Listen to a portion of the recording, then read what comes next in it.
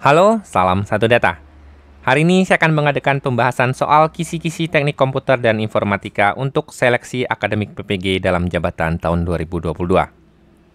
Ini adalah materi seleksi akademik yang terakhir atau part 4. Di sini saya akan membahas mata pelajaran atau bidang studi multimedia. Soal: jika seorang animator melakukan pemodelan 3D dengan cara membuat model dari objek standar primitif seperti box, cone, sphere, silinder, tube, piramid, torus, dan lain, maka animator tersebut telah menggunakan pemodelan. Nah, untuk menjawab soal ini, silakan lihat di pembahasan berikut. Terdapat beberapa jenis-jenis modeling. Yang pertama adalah primitive modeling.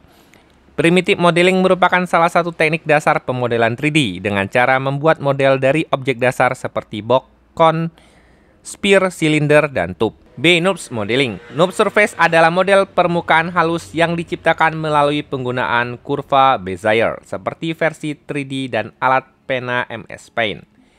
Berikutnya adalah sculpting modeling. Sculpting modeling merupakan teknik memahat secara digital. Pada awalnya memahat itu hanya dilakukan di dunia nyata, namun dengan berkembangnya teknologi, sculpting modeling sekarang bisa dilakukan di komputer atau menggunakan tablet. Di sini berarti teman-teman memilih jawaban yang benar adalah primitive modeling.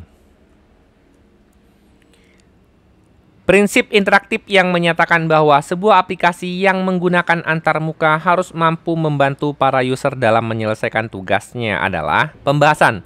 Terdapat beberapa prinsip yang harus diperhatikan dalam pembuatan suatu antarmuka sebuah aplikasi. Di antaranya adalah user compatibility, product compatibility, task compatibility, workflow compatibility, konsistensi, familiarity, dan simplicity. User compatibility. Antarmuka merupakan topeng dari sebuah sistem atau sebuah pintu gerbang masuk ke sistem dengan diwujudkan ke dalam sebuah aplikasi perangkat lunak. Product compatibility. Sebuah aplikasi yang menggunakan antarmuka harus sesuai dengan sistem aslinya. Task compatibility. Sebuah aplikasi yang menggunakan antarmuka harus mampu membantu para user dalam menyelesaikan tugasnya. Workflow compatibility. Sebuah aplikasi sistem sudah pasti mengadopsi sistem manualnya dan di dalamnya tentunya terdapat urutan kerja dalam menyelesaikan sebuah pekerjaan.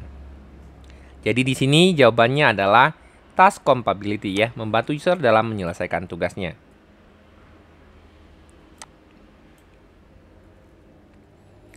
Soal berikut. Suatu teks yang muncul dari bagian kanan layar lalu bergerak menuju ke kiri layar dan menghilang. Begitu seterusnya. Pada Adobe Flash Pro, animasi tersebut adalah animasi. Pembahasan. Terdapat beberapa jenis-jenis animasi di Adobe Flash Pro. Yang pertama adalah motion pad. Anda dapat menggunakan motion pad untuk membuat simbol bergerak mengikuti bentuk lintasan yang sulit. Animasi Marquee. Animasi Marquee banyak dilihat pada situs web, yaitu suatu teks yang muncul dari bagian kanan layar lalu bergerak menuju ke kiri layar dan menghilang. Marquee ya, ini ya di web juga ada. Animasi transparan. Animasi transparan adalah animasi yang terlihat secara transparan, perlahan-lahan lalu menghilang. Animasi fade. Animasi fade adalah animasi pemudaran. Animasi rotasi. Animasi rotasi adalah animasi objek atau teks yang berputar. Animasi blink. Blink adalah animasi berkedip atau berkelip. Animasi shape. Animasi ini adalah perubahan bentuk dari suatu objek menjadi objek yang lain. Animasi masking. Masking adalah animasi yang menyembunyikan atau menutupi sebuah objek dengan objek yang lain. Jadi di sini jawaban yang benar adalah Marquee.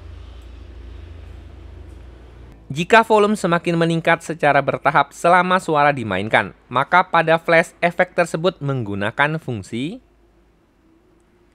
Terdapat beberapa fungsi pada efek-efek flash. Yang pertama adalah right channel, fade left to right, fade right to left, fade in, fade out, custom, event, start, stop, steam, repeat, dan loop. Nah, di sini teman-teman bisa membaca menyesuaikan dengan permintaan soal. Di sini semakin meningkat secara bertahap selama suara dimainkan. Nah, berarti di sini teman-teman akan memilih jawabannya adalah fade in. Silakan teman-teman pelajari fitur-fitur atau fungsi-fungsi yang lainnya.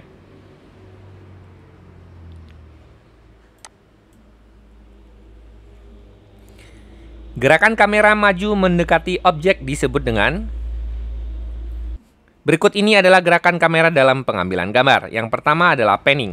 Pan singkatan dari panorama, yaitu pergerakan horizontal kamera dari kiri ke kanan atau sebaliknya. Tilting, pergerakan vertikal kamera dari atas ke bawah atau sebaliknya. Zooming, zooming yaitu gerakan lensa kamera dalam merekam objek, di mana posisi kamera dalam keadaan statis atau diam. Terdapat dua teknik zooming, yaitu zooming in dan zooming out. Zoom in yaitu gerakan lensa untuk memperbesar atau mendekatkan objek dalam gambar. Sedangkan zoom out yaitu gerakan lensa untuk merekam objek mengecil atau menjauh. Kemudian ada dolly. Dolly atau tracking yaitu pergerakan kamera akibat perubahan posisi kamera secara horizontal. Pergerakan dapat ke arah manapun, maju mundur, samping kanan kiri maupun melingkar. Jadi jawaban ini adalah zoom in. Kecepatan terbuka sampai tertutupnya tirai atau rana pada kamera digital disebut dengan pembahasan shutter speed, kecepatan rana. Shutter speed adalah kecepatan terbuka sampai tertutupnya tirai atau rana, atau dengan kata lain lamanya waktu penyinaran sensor pada kamera digital. Aperture adalah ukuran besar kecilnya bukaan lensa. Kemudian ada ISO atau ASA. Nah, ISO adalah tingkat kepekaan sensor atau film dalam merekam cahaya. Nah, ini teman-teman silakan pelajari. Jawabannya adalah shutter speed. Berikut ini adalah unsur dari 3-point lighting, kecuali. Secara umum, dalam tata cahaya dikenal istilah 3-point lighting, merupakan formula dasar pengambilan dalam produksi video. 3-point lighting yaitu key light, fill light, dan backlight. Berarti jawabannya adalah key light, fill light, dan backlight. Berarti yang tidak termasuk adalah low light, karena pertanyaannya adalah kecuali. Sebuah prinsip animasi tentang bagian tubuh tertentu yang tetap bergerak meskipun seseorang telah berhenti bergerak. Prinsip ini disebut dengan... Terdapat beberapa prinsip-prinsip animasi. Yang pertama adalah squeeze and stretch. Squeeze and stretch ini adalah sebuah prinsip yang digunakan untuk membuat ilusi seberapa keras permukaan sebuah benda. Follow through and overlapping action. Follow through adalah tentang bagian tubuh tertentu yang tetap bergerak meskipun seseorang telah berhenti bergerak. Misalnya rambut yang tetap bergerak sesaat setelah berhenti berlari. Contohnya adalah seperti gambar ini. Kemudian ada staging. Staging merupakan gerak keseluruhan dalam sebuah adegan yang harus tampak jelas dan detail untuk mendukung suasana atau mood yang ingin dicapai dalam sebagian atau keseluruhan scene. Jadi jawaban untuk soal ini adalah follow through. Teknik pengambilan gambar yang dilakukan dengan ketinggian kamera berada di atas ketinggian objek. Hasilnya akan terlihat lingkungan yang luas dan benda-benda lain tampak kecil adalah teknik pembahasan. Terdapat beberapa teknik dalam pengambilan gambar. Low angle, sudut pengambilan dari arah bawah objek sehingga mengesankan objek tampak terlihat lebih besar. Teknik ini memiliki kesan dramatis, yaitu nilai agung, berwibawa, kuat, dan dominan. Eye level atau strike angle. Sudut pengambilan gambar sejajar dengan objek, hasilnya memperlihatkan tangkapan pandangan mata seseorang. Kemudian ada bird eye view.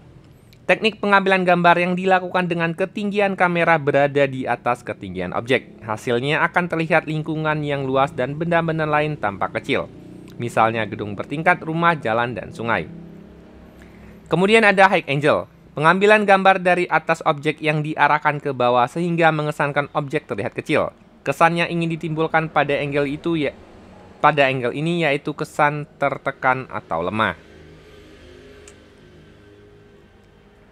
Jadi untuk soal ini jawabannya adalah bird eye view. Nah, biasanya contoh lainnya juga adalah gambar seseorang yang dipoto dari atas ya, sehingga terlihat muka dan badannya ke bawah. Salah satu contoh dari pengolah gambar bitmap adalah, nah ini terdapat beberapa jenis-jenis gambar ya, bitmap atau vektor. Nah, di sini yang ditanya adalah contoh pengolah gambar bitmap. Pembahasan, banyak aplikasi untuk pengolahan gambar vektor, diantaranya CorelDRAW, Adobe Illustrator, Macromedia Freehand. Aplikasi pengolah gambar bitmap antara lain Microsoft Photo Editor, Adobe Photoshop, Corel Photo Paint, dan Paint. Nah, di sini jawabannya adalah Photoshop, karena Photoshop itu adalah contoh dari aplikasi pengolah gambar bitmap. Sementara yang lain ini adalah pengolah gambar vektor. Nah, berikut ini adalah pembahasan terkait soal-soal multimedia.